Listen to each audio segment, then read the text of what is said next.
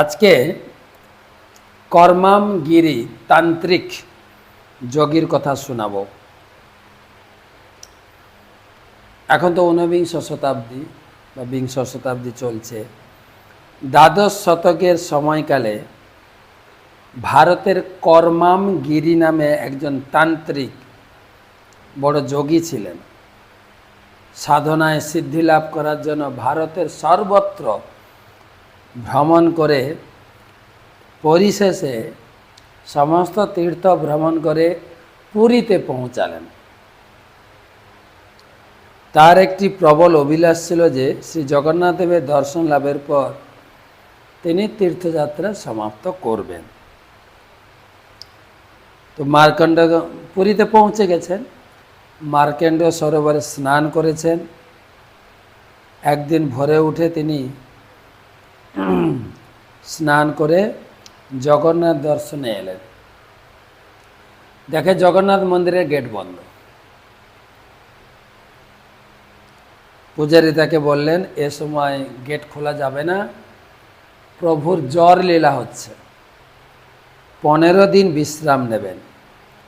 এই অনবসর কালের শেষে কেবল জগন্নাথ মন্দিরের দরজা খুলবে, প্রত্যেকে প্রভুর দর্শন লাভ করতে পারে। কর্মামগিরি পাণ্ডেদের কথা বিশ্বাস করলেন না। ভগবান আবার জ্বর হয় নাকি? তিনি স্বয়ং জগন্নাথ, জগতের নাথ, তার আবার কি করে জ্বর হয়?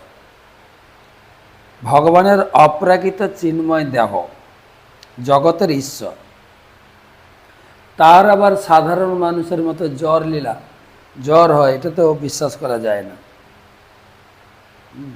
তিনি পরম ব্রহ্ম, ভগবান, তার আবার কি করে জ্বর হতে পারে? এটা একটা অন্ধবিশ্বাস, ভ্রান্ত বিশ্বাস। এটা জগন্নাথ দেবের দর্শন বন্ধ করে দেওয়াটা উচিত নয়। পাণ্ডা উত্তরে বলেন, দেখুন, বিগ্রহ পূজার রীতিনীতি সম্বন্ধে আপনার কোনো ধারণা নেই। এখন বিগ্রহের কিছু অন্তরঙ্গ সেবা চলছে। কেবল বিধি অনুসারে কয়েকজন দৈতাপতি তারা প্রবেশ করতে পারেন, আর কেউ যেতে পারবে না। যদি আপনি দর্শন করতে চান, 15 দিন আপনাকে অপেক্ষা করতে হবে। কিন্তু কর্মামগিরি ভগবানকে দর্শন করার জন্য খুব উদ্গ্রীব ছিলেন। সেই জন্য মন্দিরের দ্বার খুলে দেওয়ার অনুনয় করতে লাগলেন। পাণ্ডাগণ তাকে বললেন, রাজার আদেশ ব্যতীত মন্দির খোলার অনুমতি নেই। কর্মামগিরি রাজার কাছে দেখা করতে চাইলেন। কামেশ্বর দেব রাজা পুরী থেকে 50 কিলোমিটার দূরে থাকেন।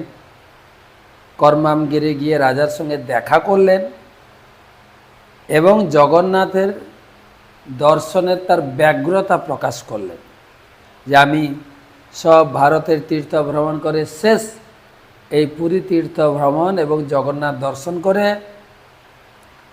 আমি তীর্থযাত্রা পরিসমাপ্ত করতে চাই। রাজা বললেন, দেখুন, প্রভু এখন জ্বরে রয়েছেন, জ্বরে ভুগছেন, আর এখন দরজা খোলা যাবে না। আর এই কথা বহুদিন ধরে চলে আসে, এটা আমরা চেঞ্জ করব কি করে? কর্মামগিরি বললেন, না, আপনাদের একটা অন্ধবিশ্বাস, কুসংস্কার, এটা আমি মানতে পারছি না। কোনোদিন প্রভু জ্বর হতে পারে না। আমি নিশ্চিত যে ভিতরে এমন কিছু হচ্ছে না, ফালতু আপনার দরজাটা বন্ধ করে রেখেছেন, আমি মন্দিরে ঢুকব। রাজা বললেন, জনসাধারণের পারমিশন নেই ঢোকার। বলে, আমি যোগ শক্তি দ্বারা ঢুকবো। রাজাকে যোগ বিভূতি দেখানোর জন্য একটা কলা গাছে উঠে গেল। কলা গাছে উঠে সারা পুরী ঘুরতে লাগলেন। রাজা তো অবাক হয়ে গেছে। রাজা খুব তড়িঘড়ি করে পুরী মন্দিরে এলেন। আর তিনি কর্মামগিরি কী করেছেন, পুরীতে পৌঁছে কর্মামগিরি একটা ভ্রমর, ছোট্ট ভ্রমরের রূপ ধারণ করে দরজার ফুটো দিয়ে ঢুকে গেছেন। ঢুকে এদিক সেদিক তাকাচ্ছে, বিগ্রহ দেখা যাচ্ছে না। তিনি বিগ্রহ দেখার পরিবর্তে দেখলেন এক দিব্য দর্শনা দেবী, সুন্দরী দেবী অষ্টদল পদ্মের উপরে উপবিষ্ট আছেন। কিন্তু তিনি ওই দিব্যরূপা সুন্দরী রমণীর প্রতি আকৃষ্ট হননি, তিনি পদ্ম ফুলের প্রতি আকৃষ্ট, যে পদ্ম ফুলের উপর বসে আছে। গিয়ে পদ্ম ফুলের পাপড়ির উপরে বসলে, আর যেই পাপড়ির উপরে বসছেন পদ্ম ফুলটা বন্ধ হয়ে গেছে। আর ওখানে ও আর নিঃশ্বাস নিতে পারছে না, শ্বাসরুদ্ধ হয়ে যাচ্ছে, তার জীবন অসহনীয় হয়ে উঠেছে। সে কি করবে খুঁজে পাচ্ছে না। সংকটাপন্ন অবস্থায় তার আরাধ্য দেব হচ্ছেন শিব ঠাকুর, কর্মামেশ্বর শিব। তাকে ডাকছে, জগন্নাথের কাছে প্রার্থনা করছে তিনি যেন আমাকে রক্ষা করেন। আর ভগবানের কাছে প্রার্থনা করতে পদ্মের পাপড়িগুলো ধীরে ধীরে খুলছে। আর তখন সে বেরিয়ে এসে কলা গাছের উপরে বসল এবং নিজেকে খুব দুর্বল বোধ করতে লাগলো। কিছুক্ষণ অপেক্ষা করে সুস্থ হলো, কিন্তু ভিতরে কি ঘটছে আমি তো কিছুই বুঝলাম না। রাজাকে কি বলবো? আর রাজা তো বলেছে মন্দিরে গোপন পূজা হচ্ছে, আর সেটা যে অন্ধ বিশ্বাস, ভিতরে গোপন পূজা কিছু হচ্ছে না, সেটা আমাকে আবিষ্কার করতেই হবে।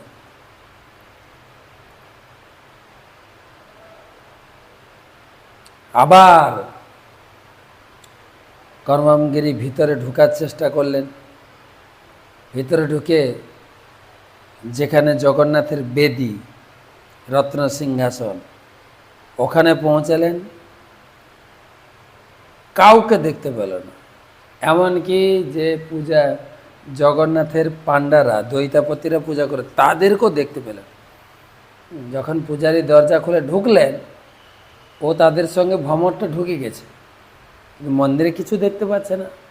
দৈতাপতিরা কোথায় গেল তাদেরকেও দেখা যাচ্ছে না। কি হবে? কি দেখলেন? মন্দির কক্ষের মধ্যে 8 দিকে 8টি দেবী মূর্তি খুব জোরে জোরে সরবে অট্টহাস্য করছেন।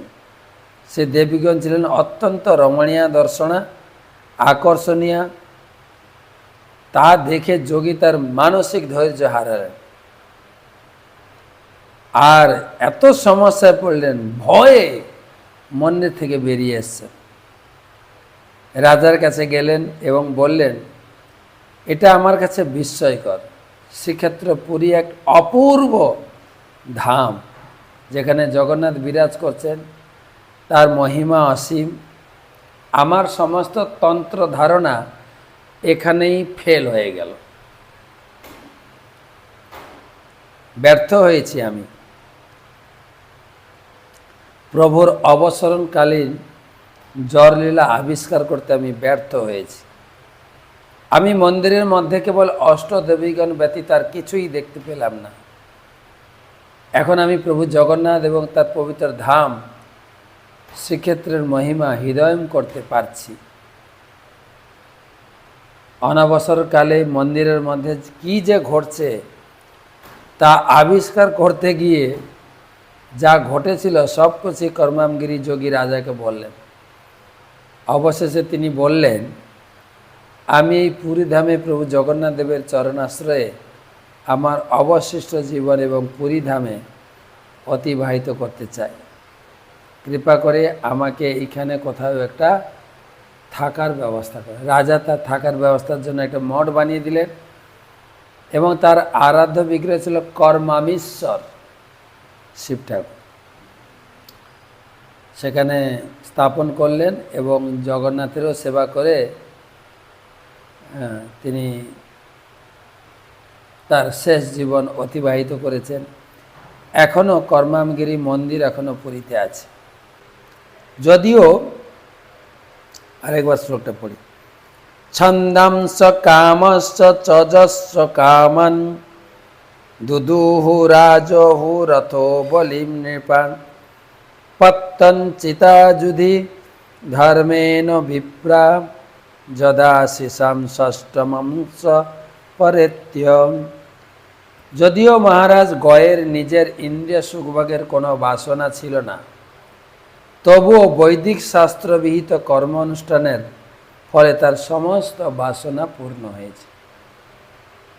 অন্য যে সমস্ত রাজারা মহারাজ গয়ের সঙ্গে যুদ্ধ করেছিলেন তারা সকলেই ধর্মীয় অনুশাসন অনুসারে যুদ্ধ করতে বাধ্য হয়েছিলেন। সেই ধর্মযুদ্ধে অত্যন্ত সন্তুষ্ট হয়ে তারা তাকে বহুবিধ উপহার প্রদান করতেন। তেমনি তার রাজ্যের সমস্ত ব্রাহ্মণেরা তার উদার দানের ফলে পরম সন্তুষ্ট ছিলেন। তার ফলে ব্রাহ্মণেরা তাদের পুণ্যকর্মের 1/6 পরলোকে উপভোগের জন্য মহারাজ গয়কে দান করেছিলেন।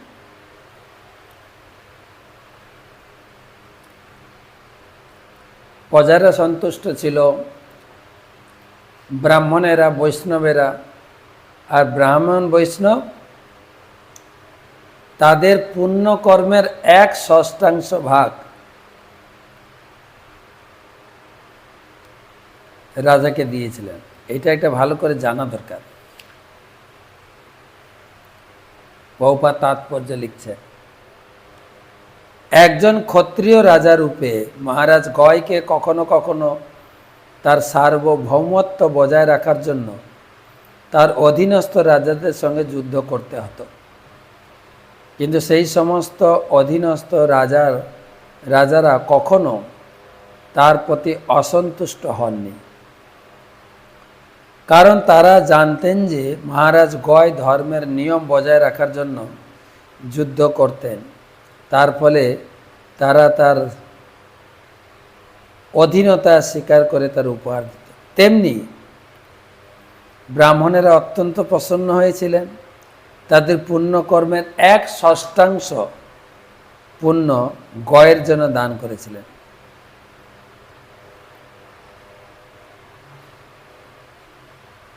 পক্ষান্তরে বলা যায় মহারাজ গয় যুদ্ধ করে ক্ষত্রিয় রাজাদের প্রশংসা বিধান করেছিলেন, দানের দ্বারা ব্রাহ্মণদের সন্তুষ্ট করেছিলেন।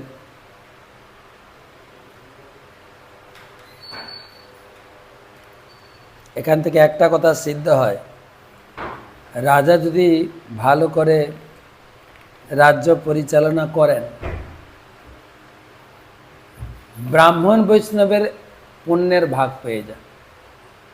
আবার রাজা যদি প্রজাদের পাপ কর্মে লিপ্ত করে, সেই পাপেরও 1/6 পাপ ভোগ করতে হয় রাজাকে।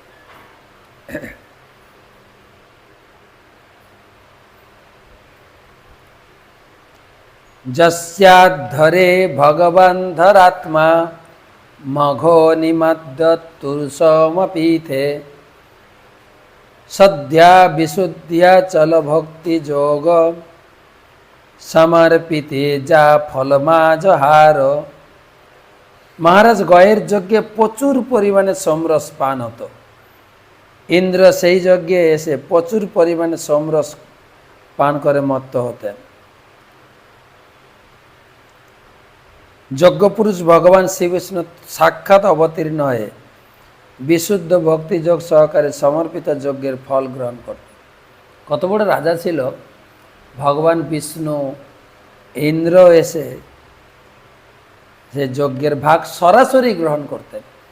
আমাদের যজ্ঞে তো ব্রাহ্মণেরা মন্ত্র বলে যজ্ঞের ভাগ দেন, কিন্তু গয়ের রাজ্যে তারা সরাসরি এসেছিলেন। যৎপ্রীণনাথ বৈ হৃষিদেব তীর্যাং মনুষ্য বীরো তৃণমা বিরিঞ্চাত প্রিয়েত সদ্য সহ বিশ্ববিজীব প্রীত স্বয়ং প্রীতিমগাদর গয়স্য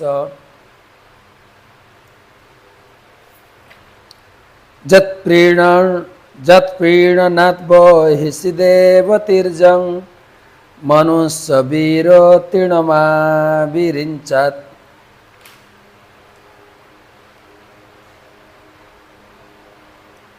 প্রিয়েত সদ্য বিশ্বজীব প্রীতঃ স্বয়ং প্রীতিমগাদগয়স্য।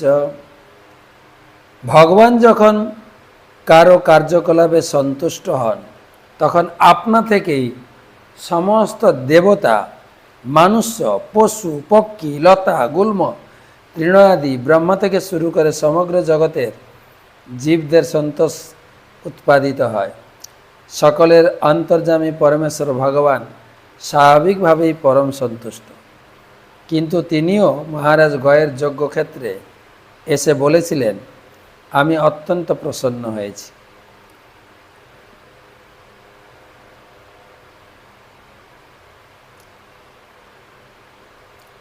চৌদ্দ 15 গয়াত গয়ন্তম চিত্ররথ সুগতিরবরোধন ইতি ত্রয় পুত্রা বভুবুশ্চিত্ররথা দীর্ণায়ম সম্রাড়জনিষ্ঠ তত উৎকলায়ং মরিচি মরিচে বিন্দুমত্যাং বিন্দু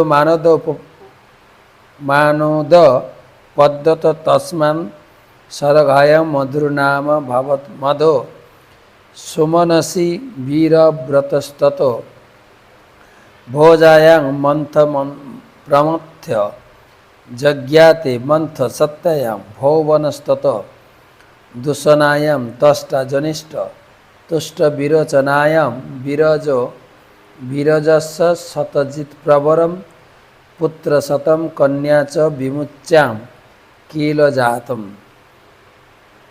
গয়ন্তীর গর্ভে মহারাজ গয়ের 3 পুত্র হয়েছিল, যাদের নাম চিত্ররথ, সুগতি, অবরোধন। চিত্ররথ তার পত্নী উর্নার গর্ভে সম্রাট নামক এক পুত্র প্রাপ্ত হন। তার পত্নী উৎকলার গর্ভে সম্রাটের মরিচি নামক এক পুত্র হন। মরিচি তার পত্নী বিন্দুবতীর গর্ভে এক পুত্র প্রাপ্ত হন। বিন্দুর পত্নীর সরঘার গর্ভে মধু নামক এক পুত্র জন্ম হয়। মধু তার পত্নী সুমনার গর্ভে বীরবত নামক পুত্র। বীরবতের পত্নী ভোজার গর্ভে মন্থু, প্রমন্থু 2 পুত্র জন্ম হয়। মন্থুর পত্নী সত্তার গর্ভে ভৌমন নামক এক পুত্র হয়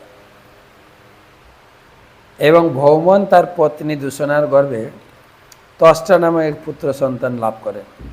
তষ্টা তার পত্নী বিরোচনার গর্ভে বিরজ নামক এক সন্তান প্রাপ্ত। বিরজের পত্নী ছিলেন বিশুচি, তার গর্ভে বিরজের সত্যজিৎ প্রমুখ এক পুত্র কন্যা লাভ হয়।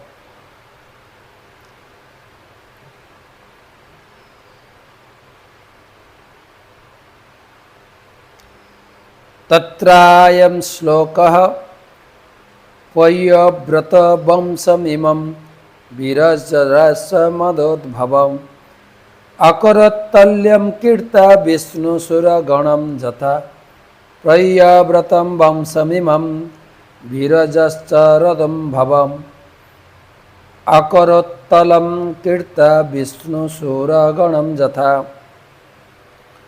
মহারাজ বিরজ সম্বন্ধে একটি বিখ্যাত শ্লোক আছে। ভগবান বিষ্ণু যেমন তার দিব্য ভাবের দ্বারা দেবতাদের অলঙ্কৃত করেছিলেন, ঠিক তেমনি মহারাজ বিরজা তার মহৎ গুণাবলী বিপুল যশ রাশি দ্বারা প্রিয়ব্রতের বংশকে ভূষিত করেছিলেন। প্রভুপাদ লিখছেন, বাগানে ফুলের গাছ তার সুগন্ধির জন্য ফুলের সুখ্যাতি অর্জন করে, তেমনি কোনো বংশ যদি কেউ প্রসিদ্ধ হয় তাহলে সুগন্ধি পুষ্পের সঙ্গে তার তুলনা করা হয়, তার জন্য সমগ্র বংশ বিখ্যাত হয়। যেহেতু শ্রীকৃষ্ণ যদুবংশে জন্মগ্রহণ করেছিলেন, তাই যদুবংশ ও যাদবেরা চিরকালের জন্য বিখ্যাত হয়েছিলেন। মহারাজ বিরজের আবির্ভাবের ফলে মহারাজ প্রিয়ব্রতের বংশ চিরকালের জন্য প্রসিদ্ধ হয়েছিলেন। ইতি শ্রীমদ্ ভাগবতের পঞ্চম স্কন্ধের মহারাজ প্রিয়ব্রতের বংশধর বর্ণনা নামক পঞ্চদশ অধ্যায় ভক্তি বেদান্ত তাৎপর্য সমাপ্ত। একবার বলে দিই, আমাদের প্রিয়ব্রতের বংশ, প্রিয়ব্রত মহারাজ ছিলেন স্বয়ম্ভব রাজার পুত্র প্রিয়ব্রত, তার পুত্র আগ্নিদ্র, তার পুত্র নাভি, নাভির পুত্র ঋষভদেব, তার পুত্র ভরত, ভরতের পুত্র সুমতি, সুমতির পুত্র দেবতাজি, দেবতাজির পুত্র দেবদুম্ন, দেবদুম্নের পুত্র পরমেষ্টি, পরমেষ্টির পুত্র প্রতিহ, প্রতিহর পুত্র প্রতিহর্তা, প্রতিহর্তার পুত্র অজ ভৌমা, আর ভৌমার পুত্র উদ্গীথ, উদ্গীথের পুত্র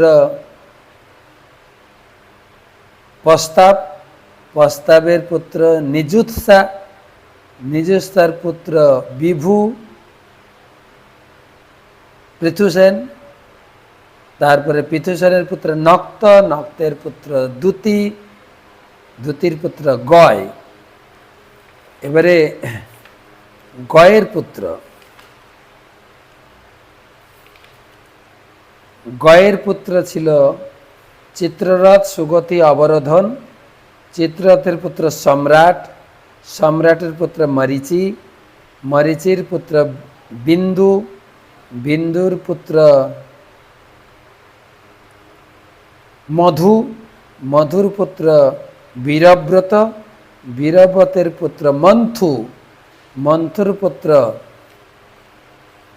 ভৌবন, ভৌবনের পুত্র তষ্টা, তষ্টার পুত্র বিরজ, বিরজের পুত্র বিসুচি, বিসুচির শতমুখ এবং তার একটা কন্যা। এই বিরজ ছিলেন খুব বিখ্যাত এবং বংশকে উজ্জ্বল করেছিলেন।